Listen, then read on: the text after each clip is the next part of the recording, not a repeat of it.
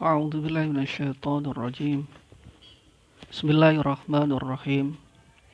ربي اشرح لي صدري ويسر لي أمري واحلل عقدة من لساني يفقهوا قولي. أما بعد، قال الله تعالى في القرآن الكريم: أعوذ بالله من الشيطان الرجيم.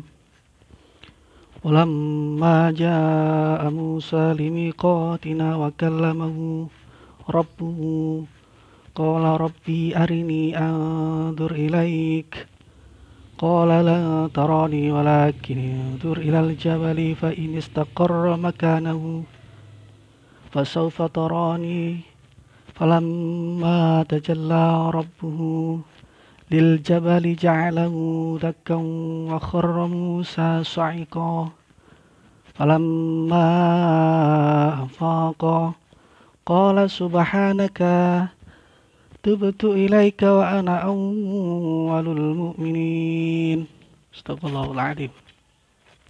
Teman-teman, saya ingin membahas lagi tentang tasawuf yang melenceng dari tasawuf murni, ya kan? Tasawuf yang diajarkan oleh ulama-ulama terdahulu bahkan sampai sekarang, yang tetap dijaga keasliannya, yang tetap terjaga antara syariat dan hakikatnya. Salah satunya adalah ayat-ayat tadi yang saya bacakan di awal. Ayat yang saya bacakan tadi di awal itu menceritakan tentang pertemuan Nabi Musa ketika di Bukit Turi Sinah. Ketika itu Nabi Musa ingin melihat Allah di dunia. Tetapi Allah mengatakan kepada Nabi Musa, kalau kamu ingin melihat saya, lihatlah gunung itu. Jika gunung itu masih kuat ketika saya bertajalli, maka kamu akan bisa melihat saya. Nah, dalil ini sesuai dengan fana, ajaran-ajaran di tasawuf tentang fanaul fana dan lain-lain, memang benar. Tapi ada oknum-oknum tarekat yang memplesetkan ajaran ini yang tidak sesuai dengan nalar dan Al-Quran, bahkan Al-Hadis juga. Apa itu, Mas? Contoh di TikTok ya. Katanya Allah ketika mewujudkan dirinya, gunung itu hancur. Tapi kenyataannya sekarang kok bukit itu atau gunung itu kok masih ada sekarang? Loh, inilah pertanyaan yang goblok, yang tolol, yang jahil. Anda tidak berpikir ketika gunung itu mudah untuk dihancurkan, apakah tidak mungkin atau mustahil Allah membalikkan lagi gunung itu seperti semula? Apakah Anda lupa kejadian Nabi Isa ketika ingin melihatkan mukjizat Nabi Musa, ketika ingin menghidupkan orang mati yang bertahun-tahun dari tanah muncul kembali seperti manusia? Apa yang mustahil bagi Allah? Itu pertanyaan yang tolol.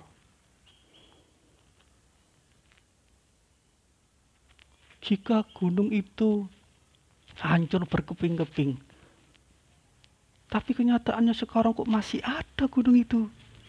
Loh, itulah ketololan tasawuf yang bersumber dari iblis. Ini bukan tasawuf. Kalau saya bisa ngomong ya, ini bukan tasawuf. Ini aliran kebatinan. Anda mengaku tasawuf, tapi Anda lupa sifat Allah. Sifat Allah itu ada yang jaiz, ada yang wajib, dan ada yang mustahil. Sifat Allah itu 20 sifat, itu hafalkan dulu sebelum Anda berhakikat dan lain-lain sebagainya, masuk ke tasawuf. Anda harus punya dasar dulu. Jika Allah mampu menghancurkan gunung, kenapa Allah tidak bisa mewujudkan kembali gunung itu seperti semula? Itulah yang harus kita pikirkan. Jangan Anda bertasawuf itu bab kebatinan, terus ruh, terus padahal Anda sekarang di alam musyahadah, alam mulki wasyahadah. Anda menggunakan jasad. Allah saja dohiron wa batinan. Kenapa Anda menafikan wujud Anda? Memang kita ini tidak wujud aslinya, hakikatnya. Tapi kita sekarang diwujudkan.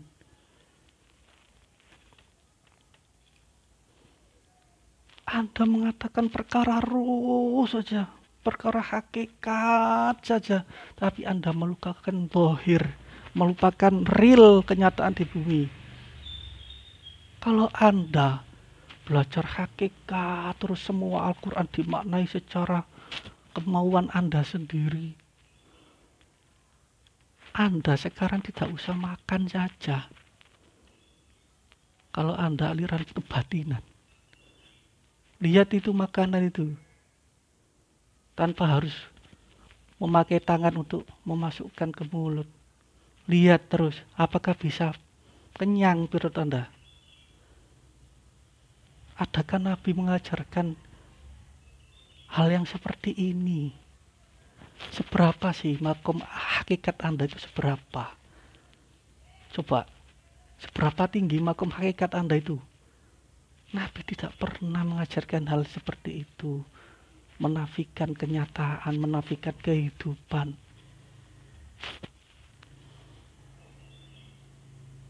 Hal-hal seperti ini itu jangan tafsirkan secara rohani. Kenyataannya ada, kejadian juga benar-benar ada. Tetapi kok kenyataannya masih ada? Yo, itu karena Allah punya sifat jaiz,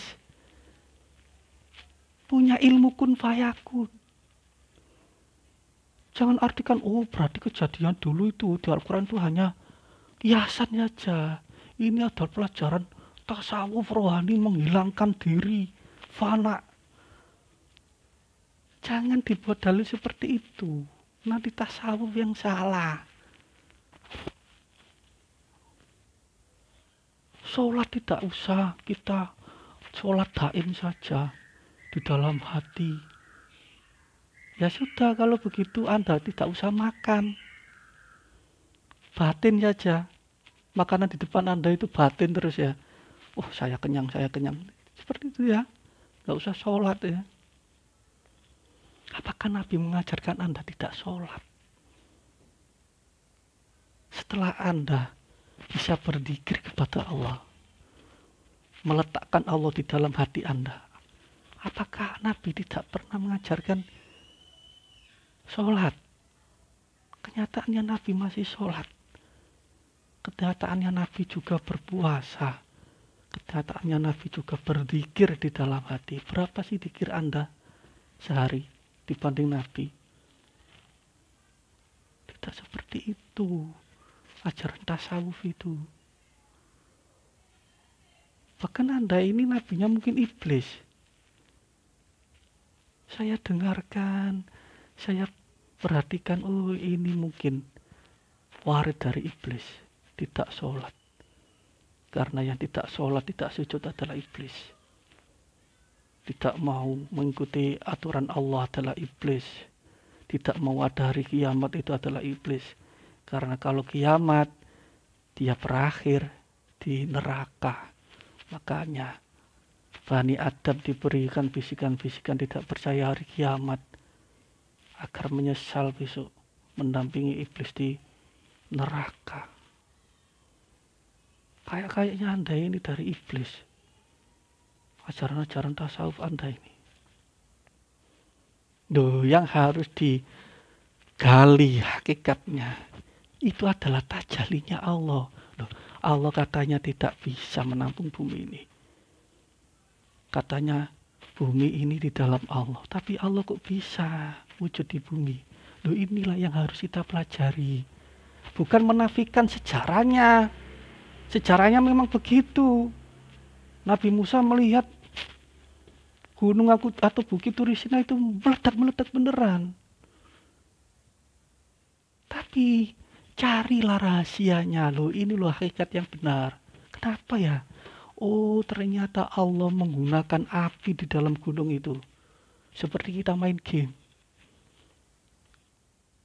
Kalau kita main game, apakah kita harus masuk ke dalam game itu? Nah, itulah namanya tajalli. Oh, yang ini yang harus kita pelajari itu, bukan menafikan kejadiannya. Oh, berarti Allah itu fana ke dalam dirinya Nabi Musa, itu hanya hiasan saja. Itu yang salah. Hakikatnya, ya kan, Allah bertajalli itu seperti main game gitu loh. Allah menggunakan api yang ada di dalam gunung itu, bahkan api itu sampai tidak kuat dan bahkan meledak. Bukannya Allah di dalam bumi, bukan. Tapi Allah seperti main game, menggerakkan yang ada di dalam game. Begitu cara mencari hakikat itu, bukan menafikan kenyataannya, kejadiannya yang benar-benar meledak. Terus Anda bertanya, loh, katanya meledak, kok masih ada bukitnya? Loh, berarti Anda itu tidak percaya dengan kekuasaan Allah. Siapa kalau bukan iblis seperti itu? Memutarbalikkan fakta, yang fakta dikatakan tidak ada, yang tidak ada dikatakan ada. Wujud diri kita ini adalah tidak wujud. Hakikinya iya benar, tapi kita sudah diwujudkan dan kita harus mempertanggungjawabkan. Nabi Muhammad tidak pernah mengajar kita itu melebur ke dalam diri Allah. Jangan. Melebur itu bagaimana artinya? Coba, melebur itu dari wujud terus tidak wujud lagi, kembali ke Allah. Jangan sok Anda ingin melebur ke diri Allah, berarti Anda ingin tidak wujud lagi. Anda tidak ingin melihat lagi, Anda tidak ingin menjadi roh yang berdiri, ya kan? Jangan terlalu tinggi-tinggi, gini saja. Kalau ikut tasawuf yang benar, jangan terlalu tinggi-tinggi, gini saja. Surga neraka itu ada. Besok semua orang itu dibungkus. At-Takwir, cari di At-Takwir ayat 7. Semua roh itu akan dibungkus. Dan ada roh yang tidak mau dibungkus. Ya, itu saja loh. Coba Anda kalau besok, lu kok benar-benar ada surga neraka ya? Anda mau nggak tidak dibungkus? Tidak merasakan surga lagi? Gitu saja. Jangan terlalu tinggi Anda melebur kemana? Anda tidak mau terwujud lagi gitu. Anda ingin menyatu kepada Tuhan gitu. Astagfirullahaladzim, berarti Anda itu kufur nikmat. Itu adalah kepinginannya iblis. Karena iblis sudah tahu dia bakal di neraka, dia ingin menciptakan sistem agama yang seperti itu. Saya ingin melebur ke Tuhan saja daripada saya terhinakan di neraka selama-lamanya. Saya ingin tidak terwujud saja, ya Allah, saya ingin melebur ke dirimu saja. Itu adalah ajaran iblis. Sudah kelihatan sekali Anda ini tasawufnya bersanad dari iblis. Memang hakikatnya kita ini tidak wujud. Kita ini diwujudkan. Dan kalau sudah diwujudkan harus bertanggung jawab. Mana ada Al-Quran mengatakan kita sudah lepas dari tanggung jawab jika kita sudah mati. Mana ada. Maksudnya innalillahi wa inna ilaihi raji'un, bukan kita dari Allah kembali ke Allah, ke alam Tuhan, bukan. Berarti Anda mungkin tidak wujud, itu adalah keinginan iblis. Karena dia sudah terhinakan besok. Maksud ayat ini menceritakan kepada kita, ya kan, rahasianya itu. Rahasianya di dalam sejarahnya Nabi Musa itu ada siapa? Ada Fir'aun. Fir'aun itu juga mengaku-ngaku diri ini Tuhan. Padahal yang boleh dikatakan ya, sebagai tajallinya sempurnanya Allah itu adalah Nabi Khidir di masanya. Nabi Musa itu loh, walaupun dia punya mukjizat bisa berbicara kepada Allah itu loh, Allah mengatakan dirimu belum sepintar hambaku yang satunya. Siapa ya Allah? Ada, cari ciri-cirinya. Hambaku itu, maksudnya Nabi Khidir itu bisa bertajali sempurna kayak game gitu ya. Dia itu digerakkan oleh Allah, saking bersihnya dirinya, tidak ada kotoran dalam hati, tidak makan dan minum. Kuat Nabi Khidir itu.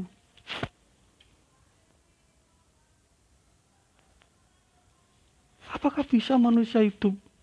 Saya kok tidak percaya Nabi Khidir hidup loh. Itu juga ada menafikan kehebatan Allah. Anda mendustakan apa yang tidak mungkin bagi Allah. Jika iblis mampu dikekalkan sampai hari kiamat, kenapa tidak bagi Nabi Khidir? Loh, begitulah cara kita bertasawuf itu. Bukan malah menafikan kejadiannya nyata.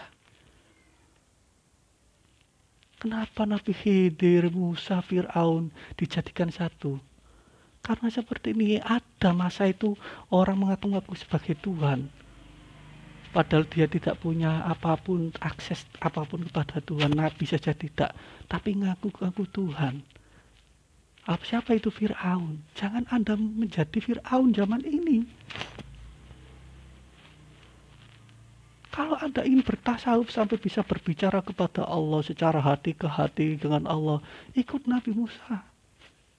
Bagaimana itu Mas?